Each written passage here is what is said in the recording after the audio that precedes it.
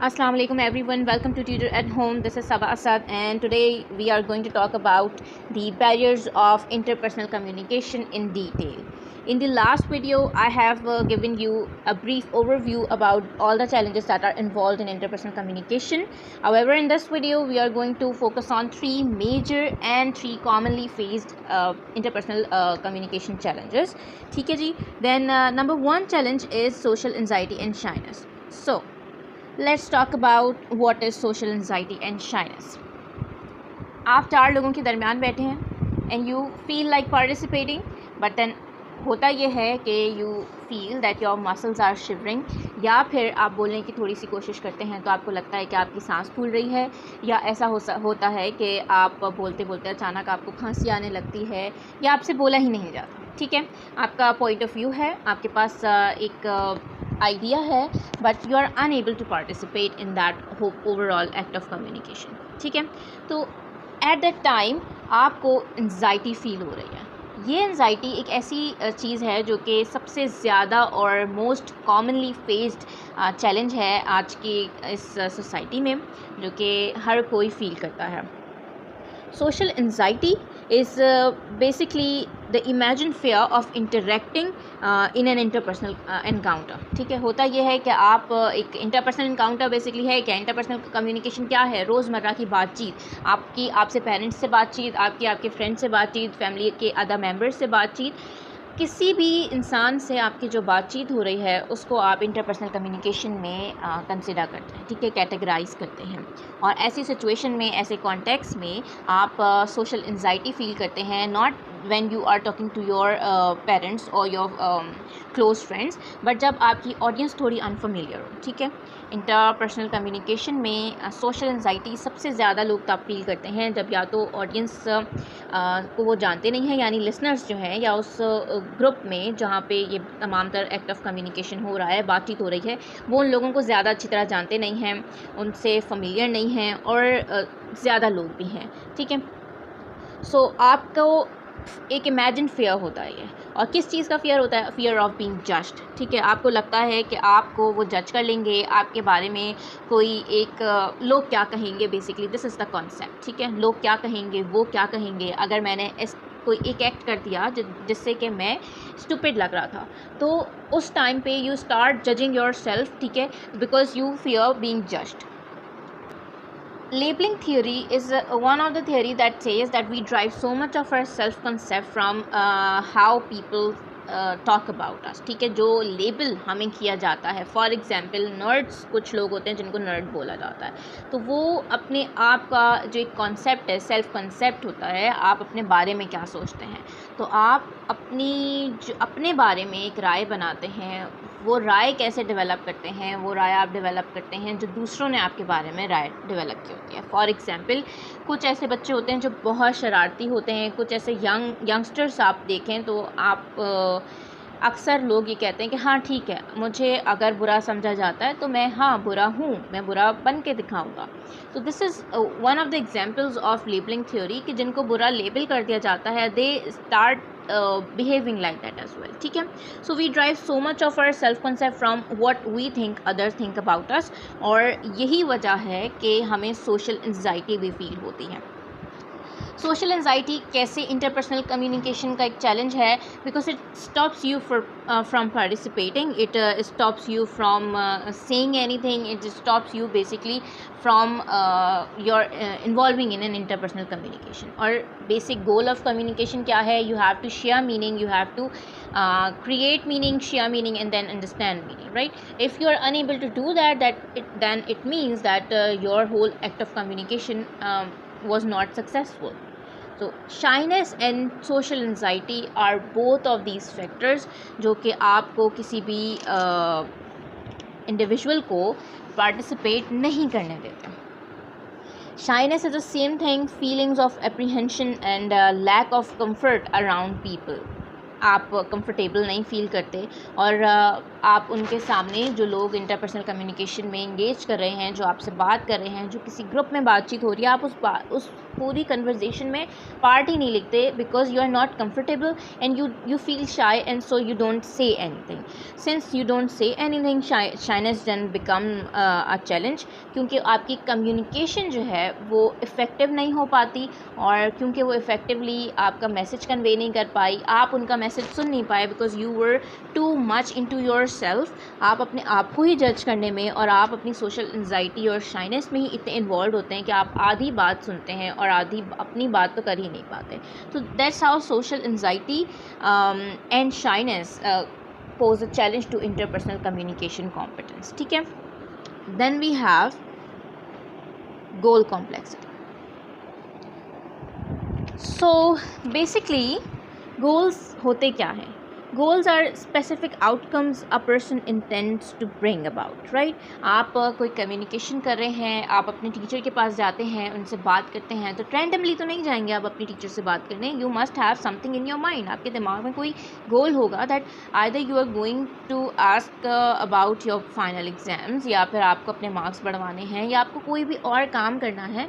So you are going to your teacher for that particular reason. ठीक है. तो वो जो रीज़न है वो गोल है आपका. आप वो काम, स्पेसिफिक आउटकम आप चाहते हैं कि उस बातचीत के बाद आपको एक चीज़ हासिल हो जाए, वो होता है गोल.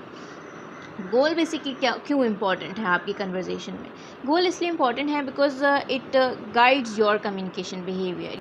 सो ना व्हाट हैपेंस इज़ कि goal complexity is a major issue. जब आपके पास बहुत सारे गोल्स आपके माइंड में होंगे, आपके मल्टीपल गोल्स होंगे, तो आप अपनी पूरी ओवरऑल कन्वर्जेशन को एक प्रॉपर डायरेक्शन नहीं दे पाएंगे.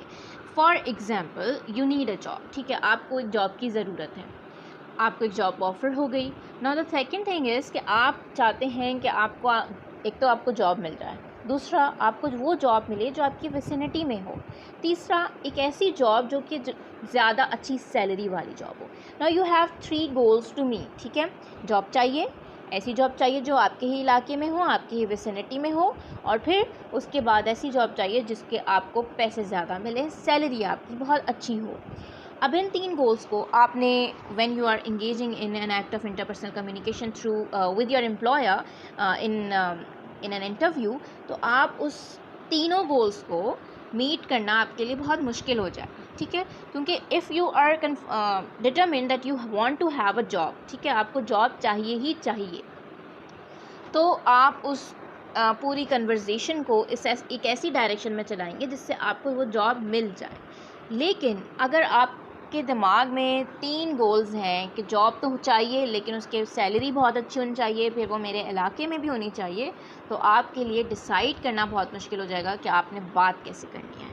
तो गोल कॉम्प्लेक्सिटी का मतलब बेसिकली ये है that when a person has too many goals, 3, 4 और many other goals at a time, तो उसकी जो कन्वर्जेशन है वो उस तरह से डायरेक्टेड नहीं होगी, उस तरह से एक प्रॉपर कन्वर्जेशन नहीं होगी ताकि एक मीनिंग को क्रिएट किया जा सके और मीनिंग शेयर किया जा सके. So goal complexity occurs when you have to achieve 2 to 3 goals at a time. When you have a single goal, then you can communicate effectively, but when you have multiple goals, then your communication becomes ineffective, right? So goals, the more goals you have, the more difficult for you is to experience in determining how to communicate competently, right? So that's how goal complexity poses challenge to interpersonal communication. Now the third one is oversimplification of self and others. Oversimplification of self and other को समझने से पहले please look at this picture. यहाँ पे एक vision है जो कि आपको बता रहा है कि दूसरे वर्ड्स क्या होते हैं ओवर सिंप्लीफिकेशन के लिए, and the another vision is giving many synonyms for it. ठीक है. अब similarly over simplification of self and other का भी यही मतलब है. When you view yourself and others as a single consistent entity, जैसे एक वर्ड के बहुत सारे मीनिंग्स होते हैं, वैसे ही एक इंसान की आइडेंटिटी के भी बहुत सारे रोल्स होते हैं. I am somebody's daughter, I am somebody's teacher, I am somebody's sister, I am somebody's cousin, and I am somebody's friend, and I am somebody's best friend. ठीक है, so there are multiple roles that I am playing right now. मगर over simplification of self and other में होता ये है, और ये challenge interpersonal communication के लिए ऐसे है. आपने माइंड में रखना है कि कम्युनिकेशन का गोल क्या है. Goal of communication is to basically share meaning. ठीक है, और आप मीनिंग तभी शेयर कर सकते हैं जब आपको ये बात मालूम हो कि वर्ड्स की इंटरप्रिटेशन डिफरेंट हो सकती है, और लोगों की जो इंटेलेक्चुअल कैपेसिटी है वो भी डिफरेंट हो सकती है किसी भी मैसेज को इंटरप्रेट करने की. क्या मतलब है इस बात का, इसको मज़ीद ऐसे समझते हैं. मैंने किसी को ये बात कह दी कि आई नीड सम स्पेस. ठीक है, अब उस शख्स के लिए इन 3 वर्ड्स की जो इंटरप्रिटेशन होगी वो डिफरेंट हो सकती है from what I want to convey. मैंने अपनी पूरे मैसेज को इन 3 वर्ड्स में बंद कर दिया, और मैंने ये अज्यूम कर लिया कि जो दूसरा बंदा है उसने भी मेरे इन वर्ड्स को उसी तरह समझा है जैसे कि मैं बोलना चाह रही थी. ठीक है, मगर उस बंदे ने क्या समझा दैट मैं चाह रही हूँ कि इस फ्रेंडशिप से ही ब्रेक मिल जाए, मैं चाह रही हूँ मज़ीद बात नहीं करना, मैं चाहती हूँ कि मैं बोर हो गई हूँ, तो I don't want to continue this relationship. ठीक है, तो यहाँ पर क्या हुआ, उसकी interpretation is different from what I wanted to convey. Maybe कि मैं बहुत ज़्यादा थक चुकी थी, बहुत ज़्यादा फ्रस्ट्रेटेड थी, so I wanted a break from that particular thing, ताकि मैं बाकी चीज़ों को फॉर टाइम भी सेटल डाउन कर सकूँ. मगर उसकी इंटरप्रिटेशन क्या है, दैट आई गॉट बोर्ड. ठीक है, ये तो एक सिंपल सी एग्जांपल है. बट आप जो समझते हैं कि both people have same and consistent motive, यानी कि जो आप चाहते हैं वो भी सामने वाला चाहता है, ऐसा नहीं हो सकता. परसेप्शन डिफर्स, क्योंकि आपकी पर्सनैलिटी डिफ़र करती है. आप मल्टीपल रोल्स प्ले करते हैं. आप एक आइडेंटिटी को, एक इंसान की आइडेंटिटी को इतना सिंप्लीफाई कर देते हैं कि आप समझते हैं कि आपने जो बात कह दी उसको उसी तरीके से वो इंटरप्रेट करेगा with disregarding all the context. ठीक है, आप उसकी दूसरे एक्सपीरियंसेस को काउंट में नहीं लाते, आप मल्टीपल और फैक्टर्स हैं जिनको काउंट में नहीं लाते, बिकॉज फ्रेम ऑफ रेफरेंस तो सबका डिफरेंट है ना. So in over simplification of self and other, it happens that you view yourself and others as a single consistent entity. It is important to engage in interpersonal communication and elaborate and emphasize on your message that correlates with your motives, so that the other person can understand your point of view. You have to look beyond a single perception. You don't have to think about someone as a single consistent entity. Try considering them as having multiple layers of their identity, क्योंकि वो multiple role play करते हैं. Thank you so much for watching the video. I hope that you like it. My Insta handle is SabaAsad00, or don't forget to subscribe my channel and like the video. If you have any other questions, please mention them in the comment section. I'll be checking that.